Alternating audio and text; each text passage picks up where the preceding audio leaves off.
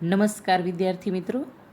ધોરણ 11 વાણિજ્ય વ્યવસ્થા અને સંચાલન પ્રકરણ 6 ધંધાકીય વ્યવસ્થાના સ્વરૂપો 2. આ પ્રકરણમાં આગળના લેક્ચરમાં આપણે કંપનીના વિવિધ પ્રકારોનો અભ્યાસ કર્યો. આજે કંપનીની સ્થાપના વિધિ વિશે અભ્યાસ કરીએ. કંપનીની સ્થાપના કરવા માટેના મુખ્ય 2 તબક્કા, એક પ્રવર્તન એટલે કે નોંધણી પહેલાંનો તબક્કો અને 2 નોંધણીનું પ્રમાણપત્ર મેળવવાનો તબક્કો. આ વાત થઈ ખાનગી કંપની માટેની સ્થાપના કરવા અંગે. પરંતુ જાહેર કંપની હોય તો તેને હજુ ત્રીજો તબક્કો પણ પસાર કરવો પડે. જાહેર કંપનીએ આ 2 તબક્કા ઉપરાંત ત્રીજું ધંધો શરૂ કરવાનું પ્રમાણપત્ર છે એ પણ મેળવવું પડે. અહીં કંપનીની રચના છે, તેના તબક્કાઓ છે. તેમાં આપણે પહેલો તબક્કો છે એ જોઈએ, પ્રવર્તન. પ્રવર્તન એટલે કંપનીની સ્થાપના કરવાનો વિચાર મનમાં ઉદ્ભવે અને તે વિચારને મૂર્ત સ્વરૂપ આપવું. જે વ્યક્તિઓ કંપનીની સ્થાપનાનો વિચાર કરે છે અને તેને વિચારને અમલમાં મૂકવા માટે જે પ્રયત્નો કરે છે, એ લોકો પ્રવર્તક અથવા તો કંપનીના સ્થાપકો અથવા તો પ્રોમોટર્સ તરીકે ઓળખવામાં આવે છે. એટલે કંપનીને અસ્તિત્વમાં લાવવાનો વિચાર અને તે માટેની પૂર્વ તૈયારી એટલે પ્રવર્તન એવું પણ કહી શકાય. કંપનીના પ્રવર્તનના વિચારને અમલમાં મૂકનારને પ્રવર્તક, પ્રોમોટર્સ કે સ્થાપકો કહેવામાં આવે છે. ઘણી વખત 1 માર્કનો પ્રશ્ન અહીંયા પૂછાય કે પ્રોમોટર્સ અથવા તો સ્થાપકો એટલે શું, અથવા તો કંપનીની સ્થાપનાનો વિચાર કોના મનમાં આવે છે? તો કે જે વ્યક્તિઓ કંપનીની સ્થાપનાનો વિચાર કરે છે અને આ વિચારને અમલમાં મૂકે છે તે પ્રવર્તકો છે. આ અંગે કંપનીની રચના માટેના જે મુદ્દા કે તબક્કા છે તેમાં સૌ પ્રથમ જોઈએ તો કંપનીના પ્રવર્તનનો વિચાર. કંપનીના પ્રવર્તનનો વિચાર એ પ્રવર્તનના મગજમાં ઉદ્ભવતો હોય છે. બુદ્ધિજીવી વ્યક્તિઓ છે એ થોડી એકઠી થાય અને પછી તેના મનમાં કોઈ એકાદ ધંધા કે જેનું મોટું સ્વરૂપ કંપની સ્વરૂપે તેને સ્થાપવાનો તેના મગજમાં વિચાર આવે, ત્યારથી જ કંપનીનું બીજ તેના મગજમાં, તેના મનમાં રોપાઈ ગયું હોય છે. ધીમે ધીમે આ વિધિ પસાર કરે અને ધંધો છે આગળ ચાલે ત્યારે કંપની એક વિરાટ વૃક્ષ તરીકે ઉદ્ભવતી હોય છે. એટલે કોઈ પણ સંશોધનને અમલમાં મૂકવા કે નહીં મૂકવા, બજારમાં ઉપલબ્ધ જે કરાવવા અંગેની જે કંઈ વિધિ છે એ સ્થાપકોના મનમાં આ બધા વિચાર આવતા હોય છે. એટલે પ્રવર્તન એટલે પ્રવર્તકનું માનસ સંતાન. આવો પણ પ્રશ્ન 1 માર્ક માટેનો હોઈ શકે. પ્રવર્તન એટલે પ્રવર્તકનું માનસ સંતાન. પ્રવર્તક ખાસ યાદ રાખો, પ્રવર્તન એટલે કંપનીની સ્થાપના કરવાનો વિચાર મનમાં ઉદ્ભવે તો તે વિચારને મૂર્ત સ્વરૂપ આપવું, જેને આપણે પ્રવર્તન કહીએ છીએ. અને પ્રવર્તકો એટલે કંપનીની સ્થાપના જેના મનમાં આવે છે, સ્થાપકો છે તે વ્યક્તિઓ. ત્યારબાદ પ્રાથમિક અને વિગતવાર ચકાસણી છે તે મુદ્દું જ લખવાનું થાય અને તે મુદ્દું જ આ ક્રમમાં યાદ રાખવાનું થાય. હવે જેના મનમાં કંપની સ્થાપવા અંગેનો વિચાર આવ્યો એ પ્રવર્તકો કે એ સ્થાપકો આ વિચારને અમલમાં મૂકવાની દિશામાં આગળ વધશે. ધંધાકીય એકમ અંગે સુચારુ વ્યવહારો થઈ શકે તે અંગે ચકાસણી કરશે અને ધંધા માટેની સ્થાનની પસંદગી કરશે. કઈ જગ્યાએ ધંધો છે સ્થાપવો, તેની ઓફિસ ક્યાં રાખવી, ઉત્પાદન કરતું એકમ હોય તો કારખાના કયા સ્થળે રાખવા, આ બધી બાબતો છે તેના વિગતવાર કે પ્રાથમિક ચકાસણી કરી અને ધંધાકીય એકમની નફાકારકતા કેટલી રહેશે તેનો પણ ત્યાં વિચાર કરતા હોઈએ છે. પ્રાથમિક તપાસના અંતે વિગતવાર વિશ્લેષણ પણ કરે. જરૂરી બને તો મૂડી છે, કાચા માલ સામાન છે, પછી બજારમાં ચીજ વસ્તુની માંગ ક્યાં છે, કેવી રહેશે, સાધન સામગ્રી, વાહન વ્યવહારની સુવિધા છે વગેરેની જાણકારી પણ અહીં પ્રવર્તકો છે તે મેળવતા હોઈએ છે. ત્યારબાદ સાધનોનું એકત્રીકરણ.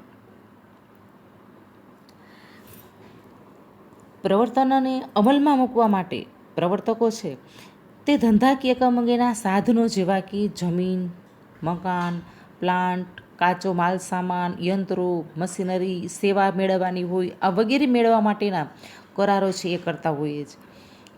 કરાર એટલે અન્ય કોઈ સેવા કે જે વસ્તુ પૂરી પાડતા હોય, ખરીદી અને વેચાણ અંગેના જે કરારો છે તે સાધનો એકત્રીકરણનું કામ આ કંપનીના સ્થાપકો છે તે આ ત્રીજા તબક્કે કરતા.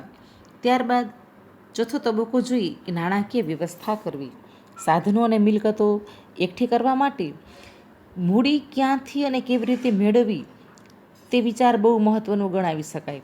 ખાસ કરીને નવી સ્થાપાતી કંપની જે શેર બહાર પાડે તો કયા પ્રકારના શેર, કેટલી કિંમતના શેર બહાર પાડવા અને કેવી રીતે મૂડી મેળવવી તેની વ્યવસ્થા આ કંપનીના સ્થાપકો છે આ પ્રવર્તનના તબક્કામાં છે તે વિચાર કરતા હોઈએ છે.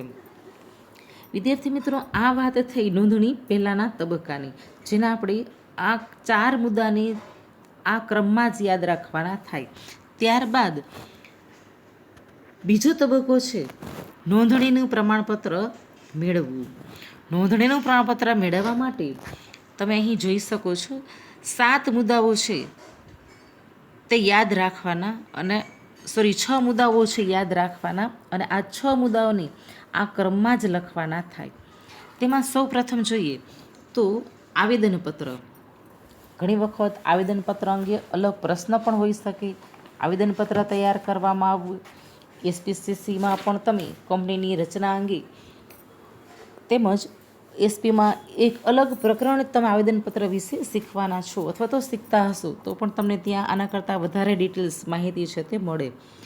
એટલે નોંધણીનું પ્રમાણપત્ર કંપની રજિસ્ટ્રાર સમક્ષ પ્રવર્તકો છે તે કંપનીની નોંધણી કરાવવા જાય તો એના માટે તેને આ 6 તબક્કાઓ છે, 6 મુદ્દાઓ છે તેનું પાલન કરવું પડે. તેમાં સૌથી પહેલાં આવેદનપત્ર તૈયાર કરવું પડે. ત્યારબાદ નિયમનપત્ર તૈયાર કરવું પડે. પછી સંચાલકોની યાદી, સંચાલકોની લેખિત સંમતિ, અન્ય કંપનીમાં સંચાલકોનું હિત હોય તો તેની જાહેરાત કરવી પડે અને કાયદાના પાલનની જોગવાઈ કરેલી છે તેવું નિવેદન આપવું પડે. આમ કંપનીના પ્રવર્તનનો તબક્કો પૂરો થાય એટલે કંપની એ નોંધણીનું પ્રમાણપત્ર મેળવવા માટેની બધી વિધિ છે તૈયાર કરશે.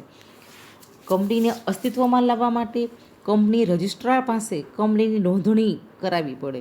કંપની રજિસ્ટ્રાર જે સમયે અને જે તારીખે કંપનીની નોંધણી કરે ત્યારે કંપની કાયદેસરની એક અલગ કૃત્રિમ વ્યક્તિ છે એ બની જતી હોઈએ છે. એટલે આ પ્રમાણપત્ર મેળવવા માટે ઘણા બધા દસ્તાવેજો છે તૈયાર કરવા પડે. તેમાંનું પહેલું આપણે જોઈએ તો આવેદનપત્ર. આવેદનપત્ર એ કંપનીનો ખૂબ જ મહત્ત્વનો અને પાયાનો દસ્તાવેજ છે ગણાવી શકાય, કારણ કે કંપનીનું બંધારણ આવેદનપત્રમાં ઘડવામાં આવતું હોઈએ છે. તેની ઉપર કંપનીની ઇમારત ચણવામાં આવે છે. આવેદનપત્રમાં 6 કલમોનો સમાવેશ થાય. ઘણી વખત ટૂંકો પ્રશ્ન અહીંયા પણ પૂછાય, આવેદનપત્રમાં કેટલી કલમો અને કઈ કલમોનો સમાવેશ થાય છે? આવેદનપત્રમાં 6 કલમ. એક નામની કલમ, ધ્યેયની કલમ, રજિસ્ટર ઓફિસની કલમ, જવાબદારીની કલમ, મૂડીની કલમ અને સ્થાપનાની કલમ. આ 6 કલમો છે એ આવેદનપત્રની ખૂબ મહત્ત્વની કલમો છે એ ગણાવી શકાય. નામની કલમની વાત કરીએ તો કંપની છે એ શેર મૂડીથી મર્યાદિત જવાબદારીવાળી જાહેર કંપની હોય તો તે એના નામના છેડે માત્ર લિમિટેડ શબ્દ છે એ લગાડે અને શેર મૂડીથી અમર્યાદિત જવાબદારીવાળી જો ખાનગી કંપની હોય તો તે તેના નામના છેડે પ્રાઇવેટ લિમિટેડ શબ્દ લગાડે છે. ભારતમાં નોંધાયેલી અન્ય કંપની જેવું નામ તેમજ રાષ્ટ્રને નુકસાન થાય, રાષ્ટ્રનું હિત જોખમાય તેવું કોઈ પણ નામ કોઈ પણ કંપની એ રાખી શકતી નથી. એટલે નામની કલમમાં કંપની એ કોઈ પણ નામ રાખી શકે, પરંતુ જો જાહેર કંપની હોય તો તેના નામના છેડે લિમિટેડ શબ્દ અને ખાનગી કંપની હોય તો પ્રાઇવેટ લિમિટેડ શબ્દ લગાડવામાં આવે છે. ત્યારબાદ બીજી કલમ જોઈએ આવેદનપત્રની, રજિસ્ટર ઓફિસની કલમ. રજિસ્ટર ઓફિસની કલમ એ કંપની સાથે જે કંઈ પત્ર વ્યવહાર કરવાનો થાય તો એનું ચોક્કસ સરનામું દર્શાવે છે. એટલે કંપની અને જાહેર જનતા એની સાથેના વ્યવહારો, પત્ર વ્યવહાર કરી શકે એટલા માટે રજિસ્ટર ઓફિસ દરેક કંપનીની હોવી જોઈએ. અને ખાસ કરીને રજિસ્ટર ઓફિસની કલમથી અદાલતનું અધિકારી ક્ષેત્ર નક્કી થાય છે. એટલા માટે દરેક કંપનીએ પોતાની રજિસ્ટર ઓફિસ છે તેનું સરનામું નોંધાવવું પડે. અહીં 1 માર્ક્સનો પ્રશ્ન પણ અહીંયા મહત્ત્વનો છે. અદાલતી અધિકારી ક્ષેત્ર આવેદનપત્રની કઈ કલમથી નક્કી કરી શકાય? રજિસ્ટર ઓફિસની કલમથી નક્કી કરી શકાય છે. ત્યારબાદ ત્રીજી કલમ જોઈએ, ધ્યેય ઉદ્દેશ એની કલમ, હેતુની કલમ. ખૂબ જ મહત્ત્વની આવેદનપત્રની આ કલમ છે ગણાવી શકાય, કારણ કે આવેદનપત્રની ઉદ્દેશની કે હેતુની કલમથી જ કંપની કયા ઉદ્દેશ કે હેતુ માટે સ્થપાયેલી છે તે નક્કી થઈ જતું હોઈએ છે. એટલે ઉદ્દેશ માટે કંપની જે કંઈ કાર્ય કરે છે એ કંપનીના ઉદ્દેશો અંગે જ સિદ્ધ કરવાના જ કાર્યો કરી શકે. ઉદ્દેશ સિવાયના કોઈ પણ કાર્યો છે એ કંપની કરી શકે નહીં. જો કંપની આવેદનપત્રની ઉદ્દેશની કલમમાં એટલે કે ધ્યેયની કલમમાં જે ધ્યેય નક્કી કર્યું છે એ સિવાયનું કાર્ય કરે તો તેને સત્તા બહારના કાર્ય કહેવાય. અને સત્તા બહારના કાર્ય માટે કંપનીના સંચાલકો છે એ જવાબદાર બને છે.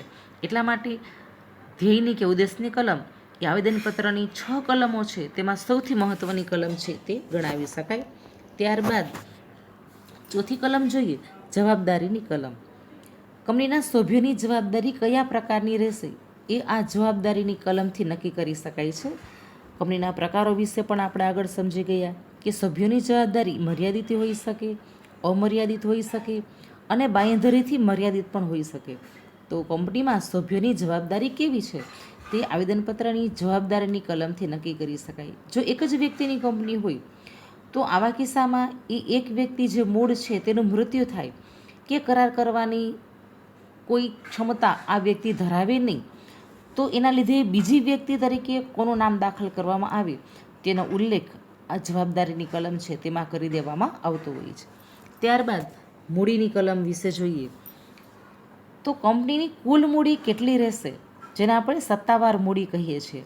કંપનીની અધિકૃત મૂડી, સત્તાવાર મૂડી એટલે કંપનીની કુલ મૂડી. અને આ મૂડી અલગ અલગ વિભાજન દ્વારા કંપની અમુક પ્રકારના શેર બહાર પાડે, અમુક મૂડી અનામત રાખે તો શેર એની કેટલી કિંમત રહેશે, કંપની કયા પ્રકારના શેર બહાર પાડ્યા છે, આ બધી બાબતો છે એ કંપનીની મૂડીની કલમની અંદર દર્શાવવામાં આવતું હોય છે. ત્યારબાદ સ્થાપનાની કલમ વિશે જોઈએ. સ્થાપનાની કલમ ખાસ કરીને જાહેર કંપની હોય તો કંપની સ્થાપવા માટે ઓછામાં ઓછા 7 સભ્યો હોવા જોઈએ. અને જો ખાનગી કંપની હોય તો કંપની સ્થાપવા માટે ઓછામાં ઓછા 2 સભ્યો હોવા જોઈએ. અને તેની સહી સાથે કંપની સ્થાપવા ઈચ્છે તેવું તેને નિવેદન કંપનીના નોંધણી અધિકારી સમક્ષ આપવું જોઈએ. ત્યારબાદ કંપનીની નોંધણી કરવા માટેનો મુખ્ય બીજો તબક્કો છે એ જોઈએ તો નિયમનપત્ર. પહેલો તબક્કો આવેદનપત્ર, જેને આપણે 6 કલમો વિશે અભ્યાસ કર્યો. બીજો તબક્કો નિયમનપત્ર. નિયમનપત્ર એ કંપનીના રોજબરોજના વહીવટને લગતો આંતરિક નિયમો નક્કી કરતો દસ્તાવેજ છે. આવેદનપત્રની મર્યાદામાં રહીને નિયમનપત્ર તૈયાર કરવામાં આવે છે. કંપની ધારાને ધ્યાનમાં રાખીને આવેદનપત્ર તૈયાર થાય. આવેદનપત્રને ધ્યાનમાં રાખીને નિયમનપત્ર છે એ તૈયાર કરવામાં આવતું હોય છે. કંપની છે તેના સભ્યોના અધિકારો, શેરના હપ્તા, શેર જપ્તી કરવી, પછી સંચાલક મંડળને કેટલી સત્તા, કયા પ્રકારની સત્તા, આ બધા નિયમો છે એ નિયમનપત્રમાં દર્શાવવામાં આવતા હોય છે. આવેદનપત્ર અને નિયમનપત્રની નોંધણી થવાથી બંને દસ્તાવેજો એ જાહેર દસ્તાવેજો બની જતા હોય છે. આ દસ્તાવેજો સભ્યો અને ત્રાહિત પક્ષકારો જોવા ઈચ્છે તો કંપનીના રજિસ્ટર ઓફિસે જરૂરી ફી ભરીને પણ તે જોઈ શકે. ત્યારબાદ નોંધણીનું પ્રમાણપત્ર મેળવવા માટેનો ત્રીજો તબક્કો છે તેની વાત કરીએ તો સંચાલકોની યાદી.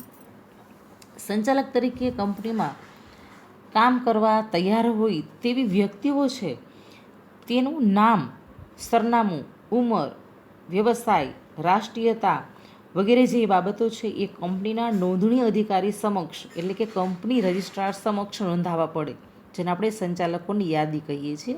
એટલે કંપનીના સંચાલનમાં ઓછામાં ઓછી એક વ્યક્તિ છે એ મહિલા સંચાલક હોવી જોઈએ. આપણે આગળના ટોપિકમાં પણ અભ્યાસ કર્યો. વર્ષ 2013માં નવો કંપની ધારો આવ્યો તેમાં આ નવી જોગવાઈનો ઉલ્લેખ કરેલો છે. જો ખાનગી કંપની હોય તો ઓછામાં ઓછા 2 સંચાલકો હોય અને જાહેર કંપની હોય તો ઓછામાં ઓછા 3 સંચાલકો હોય. આ જાહેર કંપનીમાં 3 સંચાલકોમાં એક સંચાલક છે તે મહિલા સંચાલક હોવા જોઈએ. તો સંચાલકોની યાદી છે એ નોંધાવી પડે. ત્યારબાદ સ્થાપના અંગેનો ચોથો મુદ્દો જોઈએ. સંચાલકોની લેખિત સંમતિ. જેમનું નામ કંપનીના સંચાલક તરીકે દર્શાવવામાં આવ્યું છે તેવા સંચાલકો એ પોતે સંચાલન તરીકે કામ કરવા ઈચ્છે છે. કોઈની બળજબરીથી એ પોતે સંચાલક બન્યા નથી એવી પોતાએ લેખિત સંમતિ આપવી પડે. કંપની રજિસ્ટ્રાર સમક્ષ એને નોંધાવવી પડે. ત્યારબાદ અન્ય કંપનીમાં હિત અંગેની જાહેરાત. સંચાલકો છે, કંપનીના મેનેજર, કંપનીના સેક્રેટરી કે ભરણું ભરનાર જો અન્ય કોઈ બીજી વ્યક્તિમાં પોતાનું હિત કે સંબંધ ધરાવતી હોય તો તે અંગેનું નિવેદન પણ કંપનીના રજિસ્ટ્રાર સમક્ષ નોંધાવવું પડે. એટલે અન્ય કંપનીમાં તેનું કેટલું અને કયા પ્રકારનું હિત છે તેની જાહેરાત કરવી જરૂરી છે. ત્યારબાદ છઠ્ઠો મુદ્દો જોઈએ. કાયદા પાલનની જોગવાઈનું નિવેદન. કંપનીની નોંધણી કરવા માટે ઉપરના બધા જ મુદ્દાઓ, બધા જ તબક્કાઓ છે પસાર કર્યા છે. તે બાબત કાયદાની જોગવાઈનું પાલન કરીને બધી વિધિ કરેલી છે. આવું નિવેદન પણ નિયત કરેલ નમૂનાના ફોર્મમાં કંપનીના રજિસ્ટ્રાર સમક્ષ નોંધાવવું પડે. ત્યારબાદ કંપનીની નોંધણી છે તેનો તબક્કો છે પૂરો થાય. એટલે ઉપરના દસ્તાવેજો છે એ બધા જ દસ્તાવેજો તૈયાર કરી અને જરૂરી ફી સાથે કંપની નોંધણી અધિકારી સમક્ષ નોંધણી છે એ કરાવવાની થતી હોય છે. કંપની રજિસ્ટ્રાર કે નોંધણી અધિકારી એ બધા દસ્તાવેજો છે જે તેની વિગતવાર ચકાસણી કરે અને જો કોઈ દસ્તાવેજો અસંતોષકારક લાગે તો તેની ફેર તપાસ કરાવી અને જો દસ્તાવેજો બધા સંતોષકારક માલુમ પડે તો કંપનીની નોંધણી કંપનીના ચોપડામાં કરવામાં આવે. રજિસ્ટ્રાર છે પોતાના ચોપડામાં કરે. આ બધી વિધિ પૂર્ણ થયા બાદ કંપની રજિસ્ટ્રાર એ નોંધણીનું પ્રમાણપત્ર આપે છે. નોંધણીના પ્રમાણપત્રમાં જે તારીખ આપવામાં આવેલી હોય તે તારીખ અને તે સમયથી કંપની છે એ અલગ વ્યક્તિ છે એ બની જતી હોય છે. આમ કંપની રજિસ્ટ્રાર એ કંપનીનું નોંધણીનું પ્રમાણપત્ર આપવાની કંપનીના નોંધણીનું પ્રમાણપત્ર છે આપવાની સાથે કંપનીનો ઓળખ નંબર છે આપે. ત્યારબાદ કંપનીમાં તેની ઓળખ બની જતી હોય છે અને નોંધણીના પ્રમાણપત્રમાં પણ તેની વિગત છે તેની નોંધ કરવામાં આવે. કંપનીએ રજૂ કરેલા મૂળ દસ્તાવેજો અને માહિતીપત્રકો છે કંપનીનું વિસર્જન ન થાય ત્યાં સુધી કંપનીની રજિસ્ટ્રાર સમક્ષ એની ઓફિસે છે આ બધા સાચવી રાખવા પડે તેવા મહત્ત્વના દસ્તાવેજો ગણાવી શકાય. જો ખાનગી કંપની હોય તો તેને આ બે તબક્કાઓ છે, પ્રવર્તનનો તબક્કો અને નોંધણીનું પ્રમાણપત્ર મેળવવાનો તબક્કો, એ બે તબક્કા પસાર કરી એટલે એ ધંધો શરૂ કરી શકે છે. પરંતુ જાહેર કંપની હોય તો તેને હજુ ત્રીજો તબક્કો ધંધો શરૂ કરવાનું પ્રમાણપત્ર મેળવવું તે પસાર કરવો પડે. એટલે કે જાહેર કંપનીએ આ ધંધો શરૂ કરવાનું પ્રમાણપત્ર મેળવવાનું છે તેમાં વિજ્ઞાપન પત્ર બહાર પાડવું પડે, લઘુત્તમ ભરણાની શરતો છે તે તેમાં નક્કી કરવી પડે અને શેર ફાળવવા અંગેની જોગવાઈ છે તે પણ તેમાં દર્શાવવી પડે. આમ જાહેર કંપની હોય તો તેને ધંધો શરૂ કરવા માટેના પણ બીજા હજુ 7 મુદ્દાઓ છે તૈયાર કરવા પડે. અહીં આપણા અભ્યાસક્રમમાં કંપનીની સ્થાપના માટેના જે આ 2 મુખ્ય તબક્કાઓ છે તેનો આપણે અભ્યાસ કર્યો. આગળના મુદ્દા એ તફાવતના છે. એમાં પહેલો તફાવત ભાગીદારી પેઢી અને કંપની વચ્ચે છે તેના વિશે અભ્યાસ કરીશું. ધન્યવાદ.